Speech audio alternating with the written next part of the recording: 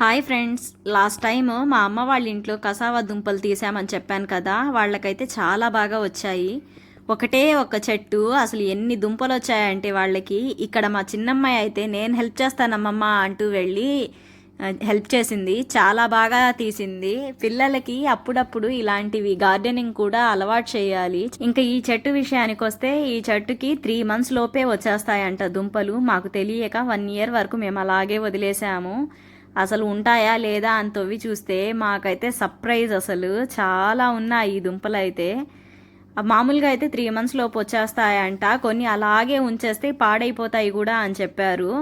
ఇంకా మా లక్కవి చాలా వచ్చాయి. ఇక్కడ మా అమ్మాయి మా మమ్మీ చాలా కష్టపడ్డారు దాన్ని తీయడాని కోసం.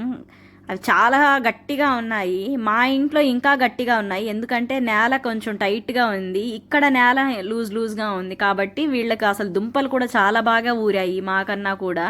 ఒక్కొక్కటి తీసేటప్పుడు చాలా జాగ్రత్తగా తీసుకోవాలి, ఎందుకంటే లోపల విరిగిపోతున్నాయి భూమి లోపల అవే లాగేటప్పుడే.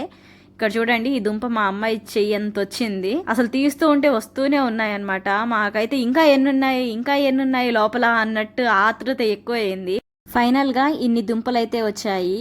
Okay friends, bye. Please subscribe.